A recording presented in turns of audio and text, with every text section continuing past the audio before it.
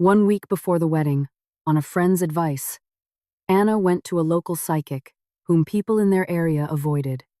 A deck of tarot cards called Shadows was quietly handed to her, and as she looked at the cards, a soft voice said, "Don't marry your fiancé, but before you cancel everything, do as I say." Anna stood in the middle of a bridal shop, looking at her reflection in a tall mirror. The white, lace-sleeved dress fit her perfectly, accentuating her waist and gently flowing to the floor. The consultant was saying something about veils and accessories, but Anna was barely listening. In a week, she would be a wife. In 7 days, her life would change forever. "It suits you perfectly," the consultant said, adjusting a fold in the skirt. "Your fiancé will surely love it." Anna smiled and nodded. Daniel. Her Daniel. It had been 1.5 years since they met at a friend's birthday party. He approached her with a glass of wine and said something funny about the apartment owner. Anna laughed. And from that night on, they were inseparable. Daniel was exactly the man she dreamed of. Tall, confident, and with a good job at a construction company. He was a great romantic, giving flowers for no reason and taking her to weekend getaways like Napa Valley. After 6 months of dating, they moved in together. And a year later, he proposed. It was like a movie. Everything according to her imaginings. "I'll take this dress," Anna said, looking at herself in the mirror. This was it. After the shop, she stopped by the florist to discuss the bouquet and reception decorations, then to the restaurant where the reception would be held to confirm the menu. The day passed with errands, and by evening, Anna returned home exhausted. Daniel wasn't home yet. He had been working late recently, saying he needed to finish projects before their honeymoon leave. Anna didn't object. She also had a lot to take care of for the preparations. She poured herself some tea and sat in the kitchen, looking at her to-do list on her phone. Guests confirmed, dress ready. They had picked up the rings last week. Only small things remained. Pick up shoes from the cobbler, coordinate music with the DJ, and call the photographer again. Her phone vibrated. A message from Leah. "Anna, are you free tomorrow afternoon? I want to take you somewhere." Leah was her friend since high school. They had gone through first loves, exams, and then adult life with its problems together. 3 years ago, Leah divorced her husband of 8 years. The divorce was hard on her, but now she had recovered and was in a new relationship. "I'm free after lunch," Anna replied. "Where to?" "I'll tell you tomorrow. It's important." Anna shrugged and put down her phone. Leah loved surprises. Maybe she wanted to show her a new store or cafe. Daniel arrived around 9, tired and not very talkative. He kissed Anna on the cheek, asked what was for dinner, and went straight to the bathroom. At the dinner table, he was mostly silent, just poking at his grilled chicken with a fork. "Are you okay?" Anna asked. "Yeah, just tired. Work's piling up, you know. Maybe you should take some time off before the wedding? To rest?" "Can't. I need to finish everything before my leave." Anna didn't press. She knew Daniel didn't like being questioned. He wasn't very talkative, especially about work. He said he didn't want to bring problems home, and Anna respected that. Everyone should have personal space.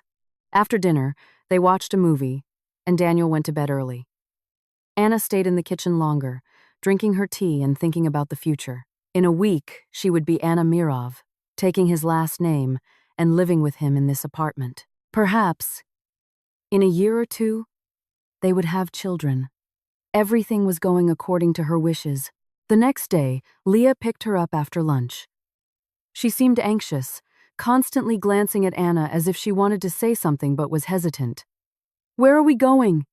Anna asked after getting in the car. Leah was silent for a moment, then said, "Don't laugh and don't refuse immediately. I want to take you to a woman." "What kind of woman?" "A psychic." Anna almost laughed. "Leah, seriously? We're adults. I know how it sounds, but just hear me out." Leah pulled the car out of the parking lot and drove to a more secluded part of the city. "Remember, 3 years ago, when I was still married, A year before we broke up, I went to this woman. Madame Zenaida is her name. She told me back then that my husband would leave me. I didn't believe her, thought it was nonsense, but a year later, Carlo packed his bags. Leah, maybe it was just a coincidence. Maybe. But she didn't just say he'd leave. She said he'd leave with a blonde colleague, and I'd find out in February, and that's what happened. In February, I saw their text messages, and the woman from his department was indeed blonde. Anna fell silent. She didn't believe in psychics, cards, or predictions. For her, it was all nonsense. A pastime for bored housewives. But there was something in Leah's voice that compelled her to listen. I'm not saying you have to believe everything she says, Leah continued. But before the wedding, before such an important step, maybe it's worth just listening. If she says something good, you'll feel more at ease. If it's bad, at least you'll know. And if you don't want to know, just say so, and we'll go back right now. Anna looked out the window at the houses they were passing. They had left the city center. Here began the older districts with private homes, leaning fences, mango trees behind walls, clotheslines with laundry. All right, she finally said. Since we're already here, but if I see some gypsy with a crystal ball, I'm leaving. Leah smiled and turned onto a narrow street. Madame Zenaida's house was at the end of a cul-de-sac, behind a tall wooden fence that was once painted green but was now faded and gray with age. The gate creaked when Leah pushed it open. In the yard, there was an old santol tree, and under it was a bench. On the porch, a gray cat sat and squinted in the sun. The house was old, made of wood, with carved decorations on the windows. Such houses were built about 50 years ago, and little had changed since then. There were simple white curtains on the windows. On the windowsill, there were pots of hibiscus. Leah knocked on the door. A minute later, footsteps were heard, and the door opened. In the doorway stood a woman in her 70s, perhaps older. Her white hair was tied in a neat bun. On her shoulders, she wore a thick knitted cardigan, despite the warm day. Her face was full of wrinkles, but her eyes were clear and observant. She looked first at Leah, then at Anna, and nodded slightly. Come in. Inside, it smelled of herbs and something sweet, perhaps honey or jam. In one corner, there were religious icons, and in front of them, a lit candle. On the walls, there were old photographs in wooden frames, and on the floor, knitted rag rugs. An ordinary provincial house, like many others. Madame Zenaida led them to a room where there was a round table covered with a dark tablecloth. On the table, there was a deck of cards, worn, and with folded corners. Beside it was a candle in a brass candlestick. Sit down, the old woman said to Anna, pointing to the chair opposite her. Leah remained standing by the door. Anna sat down, feeling incredibly foolish. What was she doing here? An old woman, a week away from her wedding. She was sitting in front of an old woman and listening about cards. Madame Zenaida lit the candle and stared at the flame for a long time. Then she turned her gaze to Anna. Her eyes were peculiar, as if she wasn't looking at you, but at something deeper inside you. You're getting married, she said. It wasn't a question. Yes, next week. The old woman nodded and pushed the deck of cards towards Anna. Draw a card. Anna hesitated, then took the top card and placed it on the table face down. Madame Zenaida turned it over. On the card, there was a cloaked man, with his back turned, and two paths before him. The old woman was silent for a long time, looking at the card. The cat, which had quietly entered the room, jumped onto the windowsill and also stared at the table, as if understanding what was happening. Don't marry your fiancé, Madame Zenaida finally said. Anna felt like something dropped inside her. She expected anything. General phrases about happiness and children, perhaps a warning about small quarrels. But not this. Why? She asked. And her own voice sounded alien. He is not the man you think he is. He does not bring love to you. But we've been together for a year and a half. He proposed to me. We're living together. Madame Zenaida raised her hand, and Anna fell silent. I'm not saying to cancel the wedding right now. I'm saying to check. Before you cancel everything, do one thing. What is it? Check everything he has arranged in your name. All papers, all documents, go to the bank. Find out if he has taken out anything in your name. If I am wrong, marry him and you will be happy. But if I am right? She didn't finish, but the meaning was clear. Anna stared blankly, trying to understand what she had heard. Documents? What documents? She and Daniel hadn't arranged anything together, except for the plan to get a housing loan after the wedding. He himself offered, saying it was a better deal and he had connections at the bank. How do you know that? She asked. Just from a card? Madame Zenaida smiled slightly. The cards don't lie. They show what is true, and the truth is, your fiancé has bad intentions. I don't know the details. I don't see everything, but I see deception. A great deception. Anna stood up. Her legs felt like jelly. Thank you, she said, not knowing what for. Madame Zenaida walked them to the door. Before they left, she placed her hand on Anna's shoulder and said, Don't be afraid of the truth, my dear. It's better to know now than to regret it for a lifetime. In the car, Anna was silent the entire ride. Leah also didn't speak, only occasionally glancing at her friend. How are you? She finally asked, when they arrived at Anna's house. I don't know. She told me to check the documents, that he had arranged something in my name. And what are you going to do? Anna looked at the windows of her apartment. Daniel wasn't home yet. He would arrive later tonight. I'll check, she said. Tomorrow, I'll go to the bank. Leah nodded. Call me. Anytime. If you need anything. Anna got out of the car and slowly walked towards the entrance. In her mind, the psychic's words echoed repeatedly. He is not the man you think he is. He does not bring love to you. Nonsense.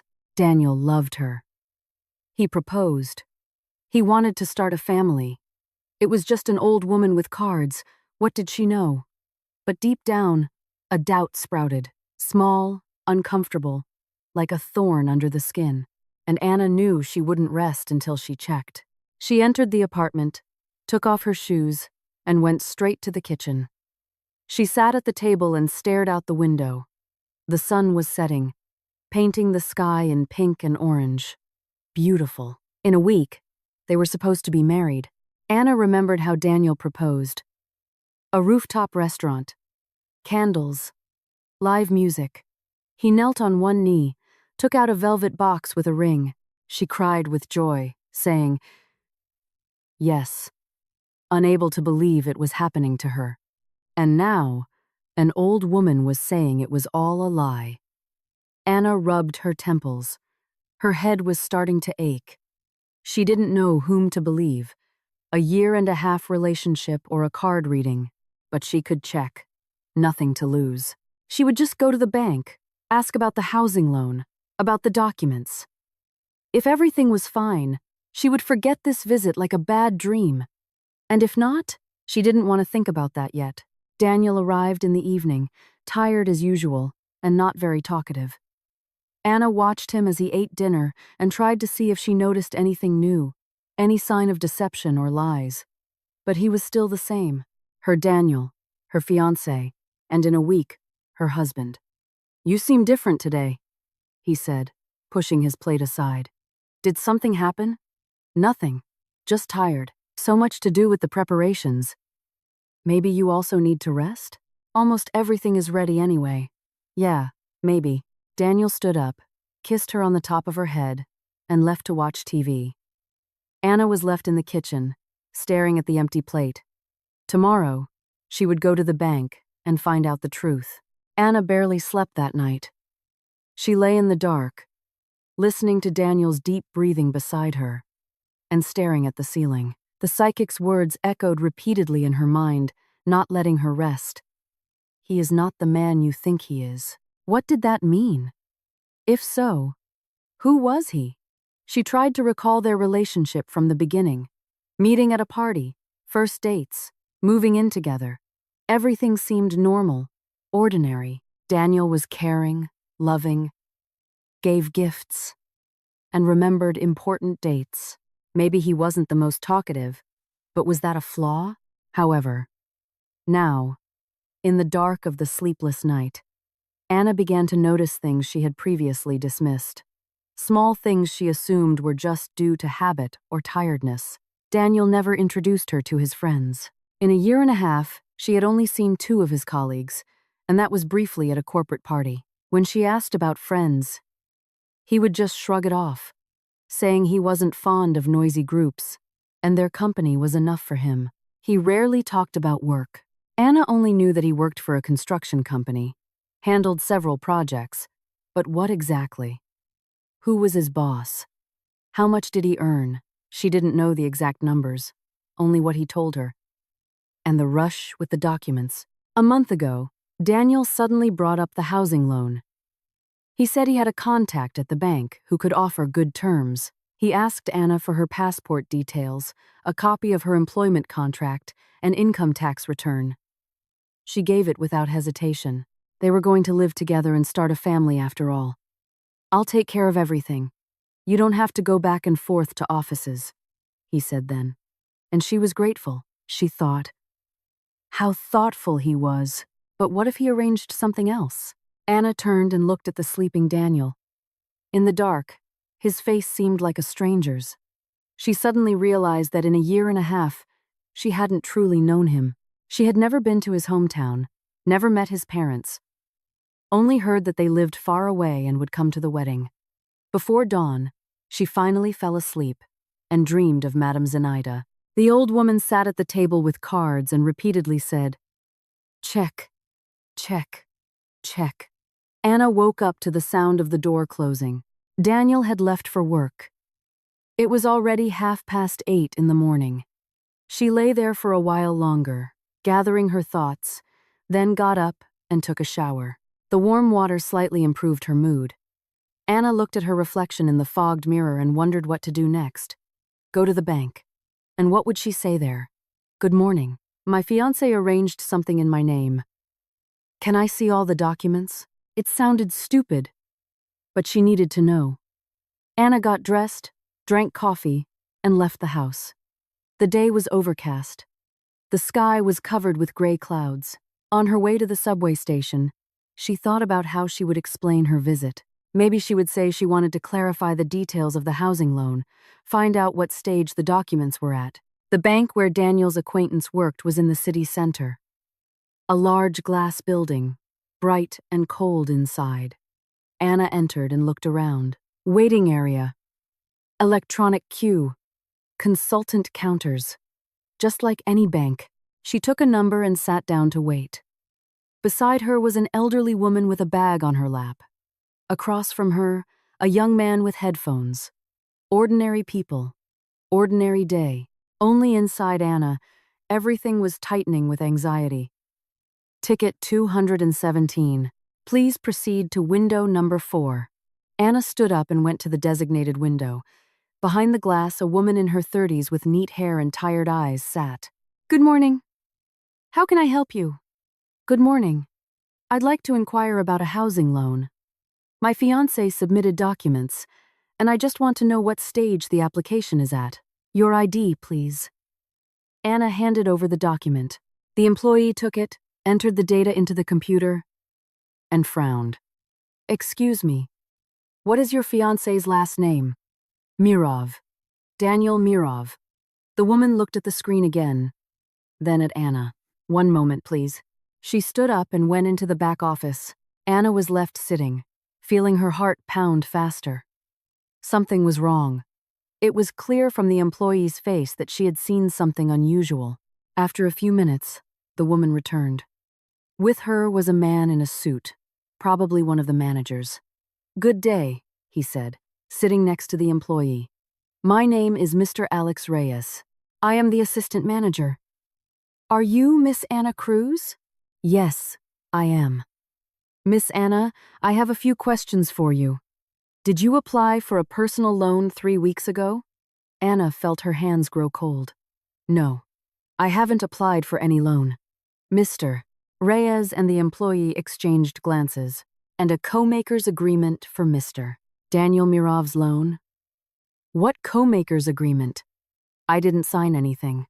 The man was silent, then said, Miss Anna, if you please come to my office. We need to talk. The office was small, with a window facing the street and a plant in the corner. Mr. Reyes offered Anna a seat and sat at the table opposite. What I am about to tell you may not be pleasant, but you have a right to know. Anna clasped her hands in her lap and nodded. 3 weeks ago, our bank received a loan application from Mr. Daniel Mirov. The amount is substantial, $280,000. As co-maker, you, Miss Anna Cruz, were listed. Attached to the application were copies of your documents and a signed co-maker agreement from you. But I didn't sign anything, Anna repeated. Her voice trembled. I understand. Based on what we see, the signature was forged. This is a serious violation, possibly fraud or identity theft. The loan has not yet been approved. It is still under review. But if it had been dispersed and the borrower stopped making payments, all responsibility would fall to you as co-maker. Anna looked at him, unable to believe what she was hearing. $280,000. Daniel wanted to take out a loan that large and pass the debt on to her. That's not all, Mr. Reyes continued. I checked the transaction history using your data. A month ago, an application for a housing loan was submitted, also from Mr. Mirov with you as co-borrower, and even earlier. In November, a request for a credit card in your name with a limit of $30,000. Credit card? I didn't request any card. It was issued and sent to the address registered to Mr. Mirov. Anna covered her face with her hands. This couldn't be true. It was a bad dream. She would wake up now, and everything would be back to normal. Miss Anna, Mr. Reyes said softly, I understand this is a big shock, but you need to take action. Write an affidavit revoking all documents submitted in your name. Perhaps even go to the police. To the police? Against my own fiancé? That's your decision. But what he did is fraud. He used your data without permission, forged your signature. If the loans were dispersed and he disappeared, you would be left with a huge debt. Anna lowered her hands and looked at the man. Her eyes were dry, no tears came. What do I need to do? First, write an affidavit revoking the co-maker's agreement and canceling all applications. I will give you the forms. Afterwards, I advise you to check your credit history. Find out if anything else was arranged at other banks. And block the issued credit card. Anna nodded, writing everything down on her phone. So much work, so many papers, and she thought she was preparing for her wedding. She stayed at the bank for almost 2 hours, writing affidavits, signing, and answering questions. Mr. Reyes was patient and attentive. Perhaps he understood her situation. When everything was done, he escorted her to the exit. Miss Anna, please be careful. And think about going to the police. What he did is a crime. Anna stepped out onto the street and stopped on the bank steps. People were coming and going. Cars were passing. An ordinary day in the city, but her life had collapsed. She took out her phone and called Leah. Anna, what happened? Were you at the bank? Yes. Leah. She was right. The psychic was right. What? What did you find out? He applied for loans in my name. I'm a co-maker for almost $300,000. And there's a credit card, too. I didn't sign anything. He forged my signature. The other end of the line was silent. Anna, where are you now? Standing outside the bank. Don't move. I'll pick you up. Leah arrived 20 minutes later. Anna got in the car, and there she cried. Tears streamed down her cheeks. She couldn't stop them. A year and a half. A year and a half. She had lived with a man who planned to deceive her. There. Leah hugged her from the passenger seat. Everything will be all right. The important thing is you found out early. How could I be so stupid? How did I not see it? You're not stupid. You just loved him. We're always blind when we're in love. Anna wiped her tears and looked at her friend. I need to go home. Check his things. Maybe I'll find something else there. Are you sure? Maybe it's better to calm down first? No, I need to know everything. The whole truth. The apartment was empty and quiet. Anna entered the room and stopped by the desk where Daniel usually worked with his laptop. He always took his laptop with him. But there might be something interesting in the desk drawer. She opened the top drawer. Pens, a notebook, some business cards. Nothing special. In the second drawer, there were folders with documents. She started to examine them. Lease agreement for this apartment, in Daniel's name. Some bills, receipts, and under a stack of papers, another folder. Anna opened it and felt a chill. Inside, there were copies of her documents. Passport, social security number, employment contract, tax returns, everything she had given for the housing loan. And there were also several forms with her forged signature.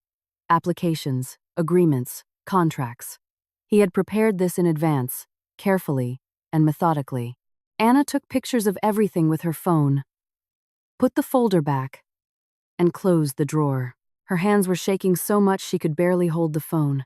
Then, she opened his old tablet that he left at home. No password. Daniel never bothered with home device security. Anna opened a messaging app and started reading the conversations. Most were about work, nothing interesting, but one conversation with a contact named Gray caught her attention. "Hey, how's the wedding coming along?" Gray asked 2 days ago. "Next week? Everything according to plan," Daniel replied. "Has the loan been approved?" "Still under review. But it should be approved. Her credit history is good and her salary is legitimate, and she doesn't suspect anything?" "Nothing. A stupid in love. Believes every word I say. After the wedding, I'll take out a few more loans in her name. Then I'll leave. She'll be on her own." "You're crazy. What if you get caught?" "She won't find me. I'm not stupid. I've thought everything through. By the time she finds out, I'll be long gone. New documents, and a new beginning." Anna read and reread those lines. A stupid in love. That's what he thought of her for a year and a half. Not a beloved woman, not a future wife, but a fool who could be used for debt. She scrolled further through their conversation. It turned out Daniel had done this before. 3 years ago, in another city, with another woman. Gray wrote, "Like you did with Irene, remember?" And Daniel replied with a laughing emoji. He had a modus operandi. Meet, sweet talk, move in, then apply for loans in the unsuspecting girlfriend's name and disappear. Anna was not the first, and likely not the last. Anna closed the tablet and put it back. She felt empty and cold inside, as if someone had turned off a light. No anger, no pain, just nothing. Only exhaustion and the wish that none of this were true. Anna left the apartment and went downstairs to Leah, who was waiting in the car outside. "Did you find anything?" her friend asked. "Yes," they were talking to his friend. "Discussing how they would put me in debt, and then escape. He called me a stupid in love." Leah cursed under her breath. "He's an animal." "Anna, we need to go to the police." "I don't know, maybe. But first I need to cancel everything. The wedding, documents, everything." "Are you sure?" Anna looked at the apartment windows where she had lived for the past year, believing in a happy future. "Yes, I'm sure." Anna spent that night at Leah's house. She couldn't bring herself to go back to the apartment where everything reminded her of Daniel. Leah made up the sofa in the living room for her, brought her mint tea, and sat beside her. "You need to rest." "I can't. Every time I close my eyes, I see that conversation. A stupid in love. A year and a half, Leah. A year and a half I lived with that man. You didn't know. I should have known. There were signs. He didn't introduce me to his friends, didn't talk about his past. I don't even know where he was really born." Leah held her hand. "Anna, listen to me. People like him, they're professionals. They know what to say, how to act. He didn't choose you by chance. You're kind, trusting. You have a good job and a clean credit history. You're the perfect victim." "Victim," Anna repeated. The word stung inside her. "Yes, but you found out in time. Thanks to that old woman with the cards, however strange it sounds. Now, The important thing is to act. Anna nodded. Act. That's what she knew how to do. At work, she was always praised for her organization and problem-solving skills. But now, the problem was her own life. Tomorrow, I'm going to a lawyer, she said. I'll find out what can be done. And I'll call my parents. Do you want me to come with you? No. I can manage. You've already done so much. Leah hugged her. You're strong, Anna. You'll get through this. Anna lay down, but sleep didn't come. She lay in the dark and thought about how everything could have been different. If she hadn't gone to the psychic, if she hadn't gone to the bank, in a week, there would have been a wedding. A white dress. Guests. Congratulations. And then, in a month or two, she would have discovered she was millions in debt, and her husband would be gone. Strange. But she didn't feel grateful to fate for knowing the truth. Only emptiness and exhaustion. And somewhere deep down, beneath the numbness, anger began to simmer. The next morning, Anna woke up early. Leah was still asleep, and she quietly made coffee in the kitchen. The sun was rising, and the city was waking up. An ordinary morning on an ordinary day, but for Anna, everything had changed. She found a law office address online near the center and made an appointment for 10 in the morning. Then, she called work and said she was taking time off due to personal reasons. Her boss didn't ask any questions, just hoped everything would work out.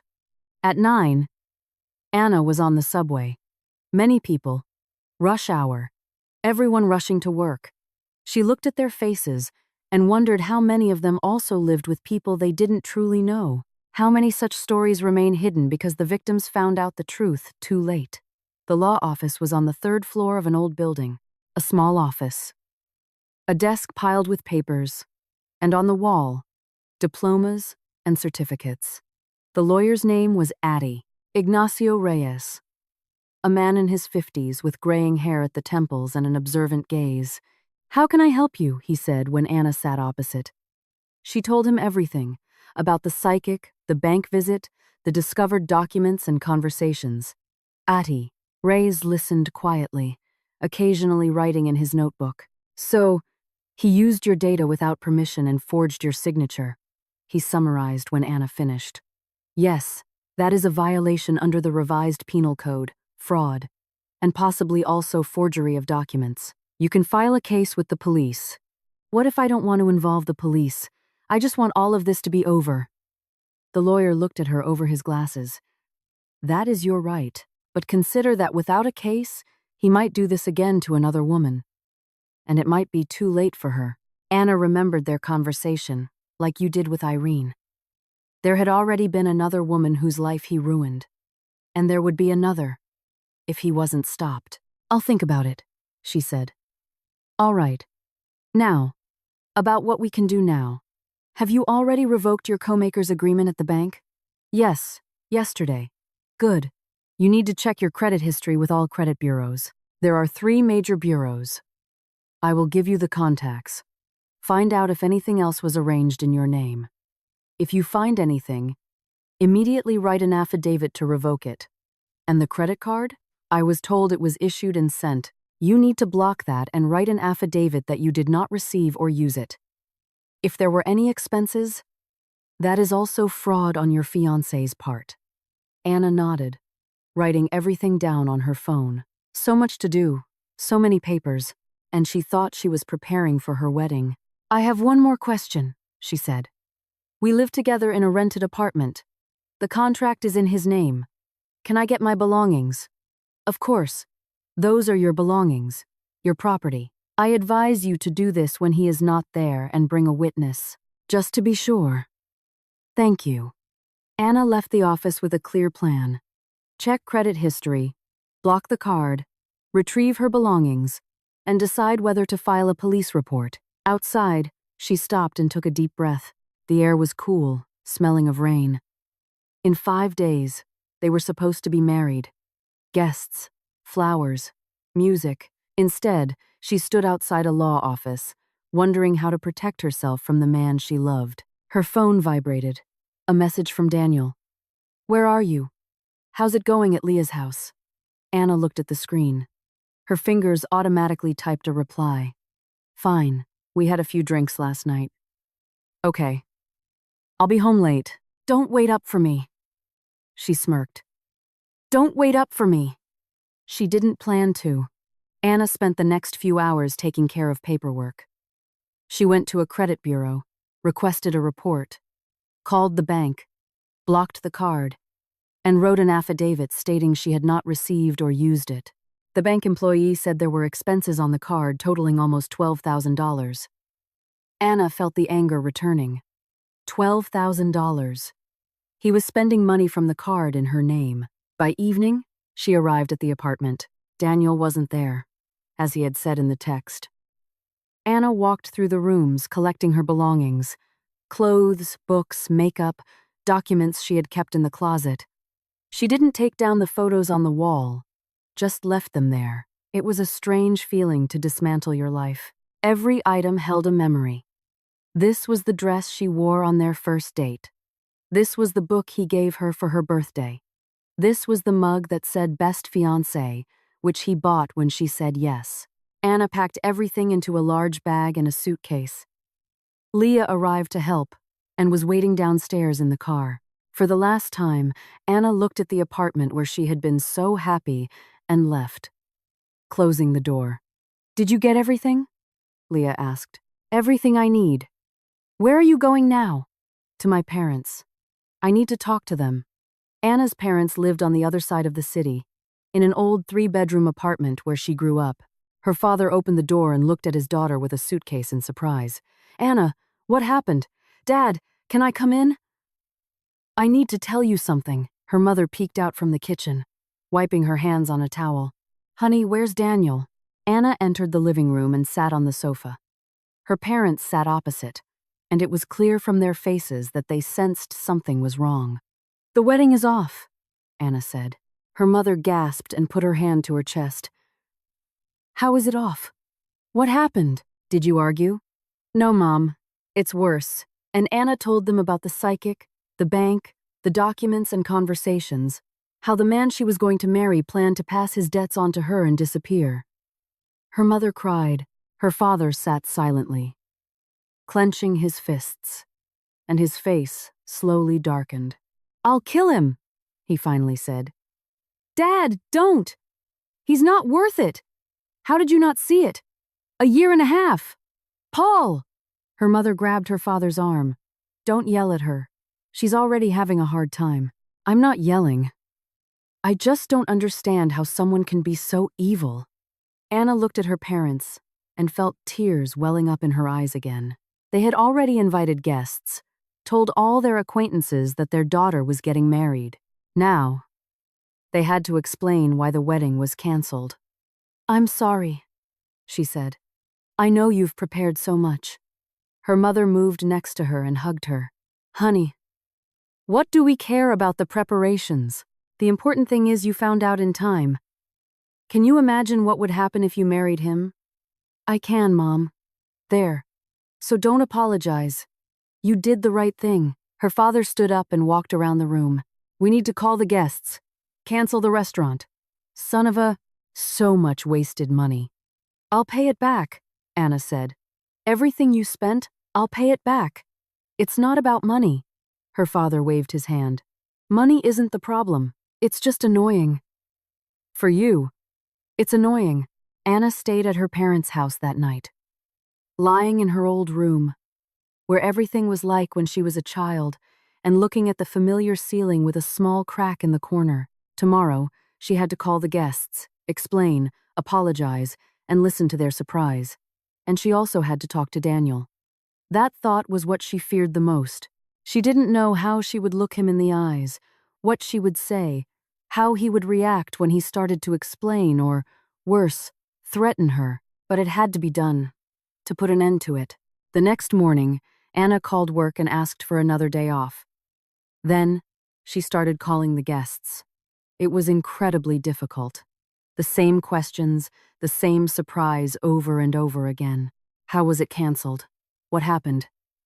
Did you break up? Anna's answers were brief, saying yes. They broke up. That's what happened. Sorry for the inconvenience. She didn't want to give details. Let them think they just didn't get along. By lunchtime, she had finished the guest list and called the restaurant. The manager was unhappy, talked about fines and penalties, but ultimately agreed to refund part of the deposit. The florist was understanding, as was the photographer. All that was left was the hardest part. Anna texted Daniel, "We need to talk tonight at the apartment." The reply came a few minutes later. "About what?" "I'll tell you when I get there." She deliberately didn't explain. Let him guess. Let him worry. Although, knowing him, he probably didn't suspect a thing. Too confident. Too convinced that everything was going according to plan. It was evening when Anna went to the apartment. Leah wanted to accompany her, but Anna refused.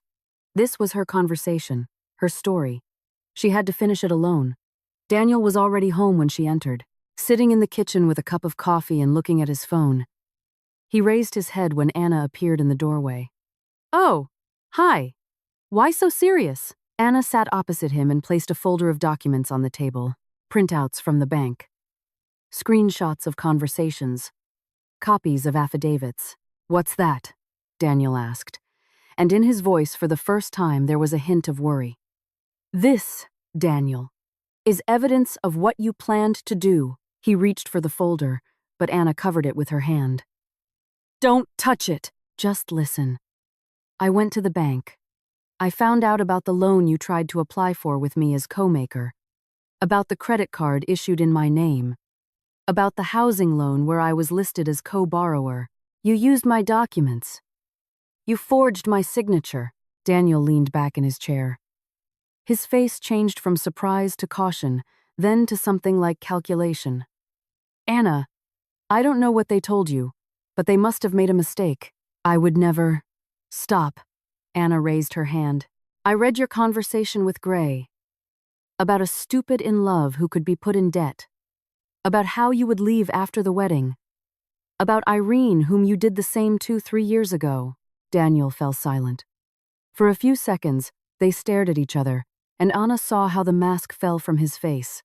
The kind and caring fiancé was gone. Before her was a stranger with cold eyes. "All right," he finally said. "Let's say you found out. What now? You're going to run to the police? Probably not, because you'll be humiliated. Everyone will know how foolishly trusting you were." Anna felt anger rising from deep within her, hot and sharp.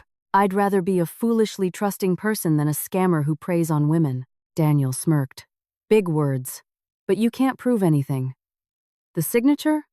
I'll say you signed it yourself. The conversation? That was just banter between friends. Experts will prove the signature is fake. Maybe they will, maybe they won't. Are you willing to waste time and money in court? Come on, Anna. Let's just break up amicably. You go your way, I'll go mine. No hard feelings." Anna stood up. "You know what's most disgusting? I truly loved you. I thought we would be together, have a family. But all that time, you only saw me as a wallet." Daniel shrugged. "Just business. It's not business. It's fraud and betrayal." She took the folder from the table and headed for the door. Daniel didn't move. "The keys," he said as Anna was leaving. "Leave the apartment keys." Anna stopped, took the keys from her pocket, and threw them on the floor. "They're yours." And there was one more thing.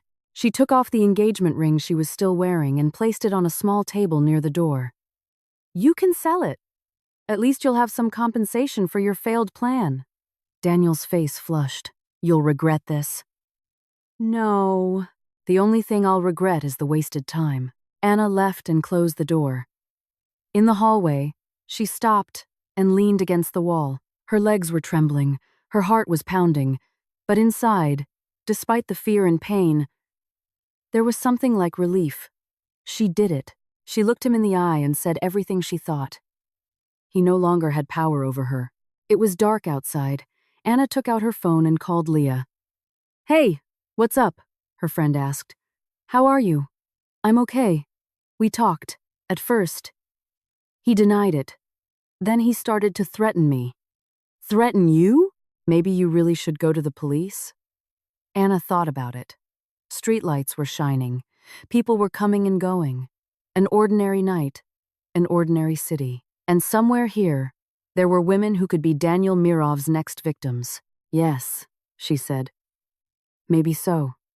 Yes. Tomorrow, I'll file a complaint. That's right. People like him shouldn't be allowed to get away with it. Anna sat on a bench near the entrance and looked at the sky.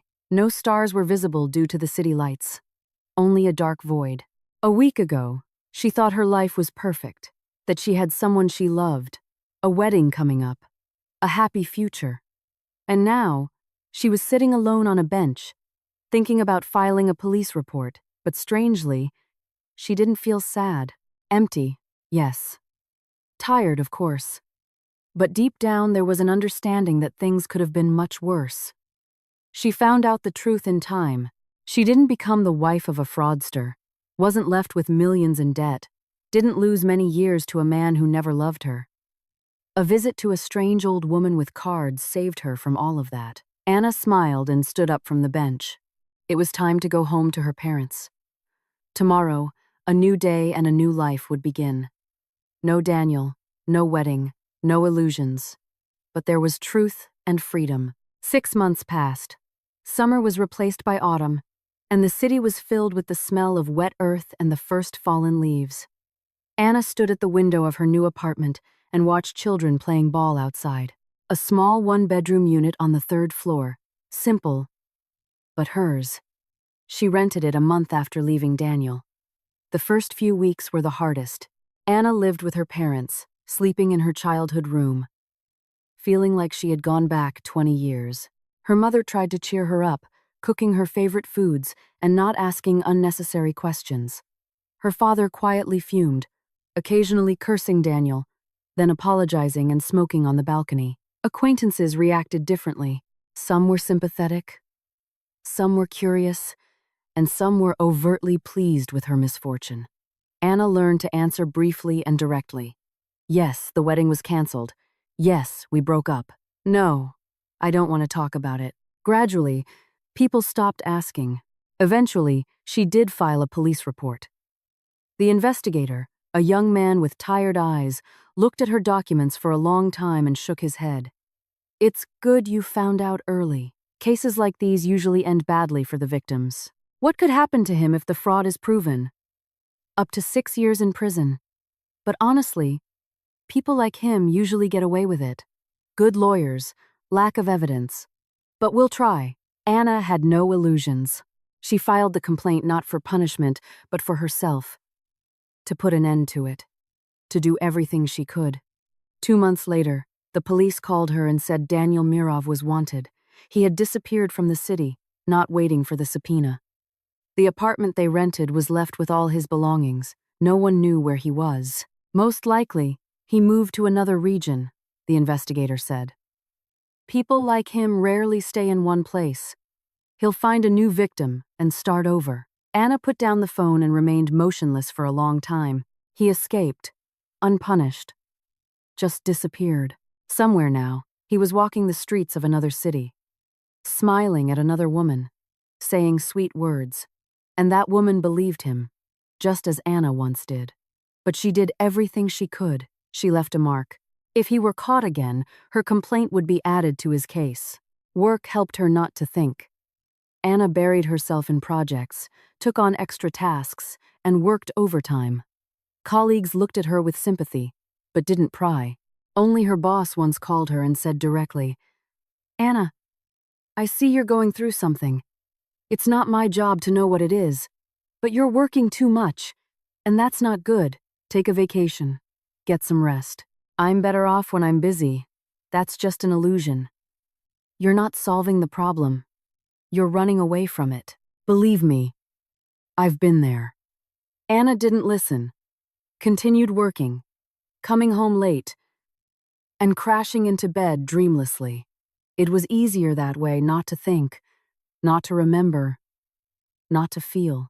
But one night, when it was already spring, she woke up in the middle of the night with a strange feeling. She lay in the dark and suddenly realized that for the first time in a long time, she didn't feel the weight in her chest. As if something had lifted, melted away. She got up, went to the window, and looked at the city at night. Streetlights, rare cars, a lit window across the street. An ordinary night. But inside her, there was peace. Not happiness, not joy, just peace. And Anna realized that she was starting to heal. She and Leah met often. Her friend didn't let her wallow, taking her out for walks, eating at cafes, or simply sitting and talking. One day, Leah came with news. You won't believe it. Remember Katya from my department? The blonde who always wears pink? Vaguely. Well, recently, she met a guy on a dating app. Handsome, polite, works for a construction company. His name is Andrew or something like that. Anna's heart pounded. Oh. And then, she told me how nice he was. And as I listened, I thought, it sounds familiar. I asked if she had a photo. She showed me. It's him. Leah nodded. Different name, different profile, but the same face. I recognized him immediately. Anna felt her heart tighten. Did you tell her? Of course. I told her everything, showed her a copy of your complaint, screenshots of the conversation you sent me. At first, Katya didn't believe me, said I was wrong.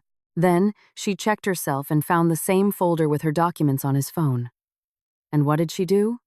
Broke up immediately. No explanation. Just disappeared. He's still calling and texting, but she's not answering.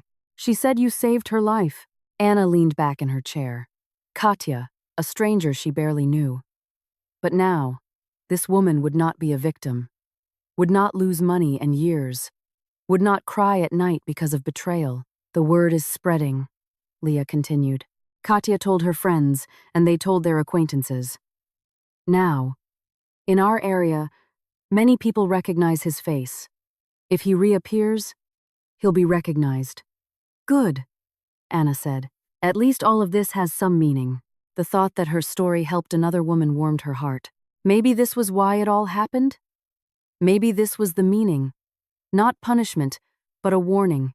Not just for her, but for others. Spring slowly grew stronger. Trees filled with new leaves. Birds returned from distant lands. Anna started walking after work, just wandering the streets, looking at people. Life went on, and she was slowly finding her place in it. One day, on a warm April afternoon, she decided to visit the psychic.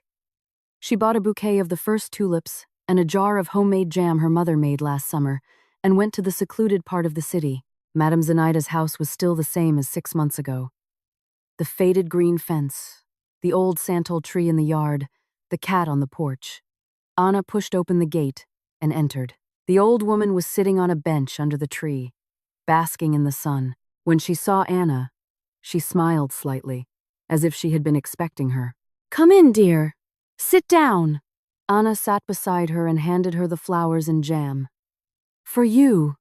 Thank you for everything. Madame Zenaida took the gifts and placed them on the bench beside her. So, you checked. Yes. You were right. He planned to deceive me. I know. The cards don't lie. Anna was silent, gathering her thoughts. Can I ask, how do you do this? How do you know such things?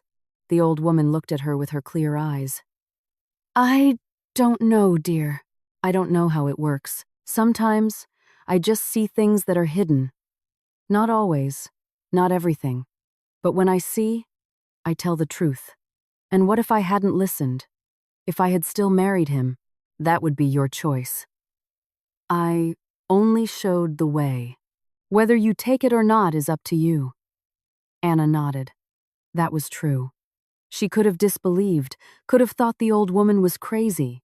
But something inside her told her to check.